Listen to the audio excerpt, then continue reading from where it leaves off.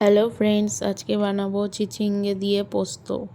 তো চিচিঙ্গে দিয়ে পোস্ত বানানোর জন্য সবার প্রথমে চিচিঙ্গেগুলোকে কেটে নিয়েছি। এবার চিচিঙ্গেগুলোকে তেলের মধ্যে দিয়ে ভালো করে ফ্রাই করে নেব।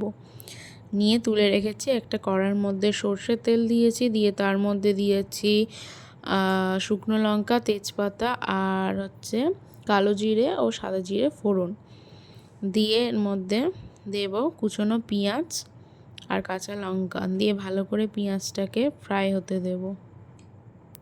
চিচিঙ্গের রেসিপিটা কিন্তু দারুণ লাগে বন্ধুরা, অবশ্যই কিন্তু খেয়ে দেখবে।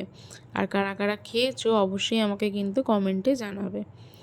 তো পেঁয়াজটা ভাজা ভাজা হয়ে গেছে, এর মধ্যে কিন্তু আমরা আলুগুলোকে দেব যাতে আলুগুলো ভাজা ভাজা হয়ে যায়।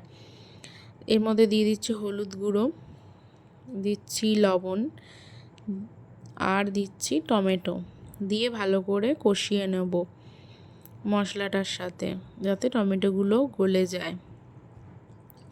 এবারে এর মধ্যে দেব কাশ্মীরি লঙ্কার গুঁড়ো ভালো রঙের জন্য, দিয়ে ভালো করে নাড়াচাড়া করে নেব, কষিয়ে নেব।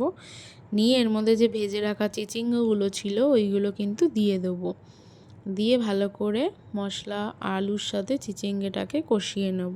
ভালো করে কষিয়ে নেওয়া হয়ে গেলে এর মধ্যে দিয়ে দেবো বেটে রাখা পোস্ত।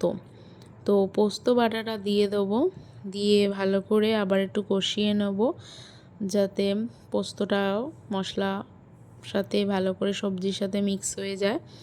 এবং মিক্স হয়ে যাওয়ার পরে তার মধ্যে দিয়ে দেবো পরিমাণ মতো জল। যদি গ্রেভি খাও তো গ্রেভির মতো জল দেবে, আর যদি শুকনো শুকনো খাও তো অল্প করে জল দেবে যাতে আলুটা শুধু সিদ্ধ হয়ে যায়। তো জল দেওয়া হয়ে গেছে এখানে। এবার ঝোলটা ফুটে গেলে নামিয়ে নিলেই কিন্তু রেডি আমাদের চিচিঙ্গে পোস্ত।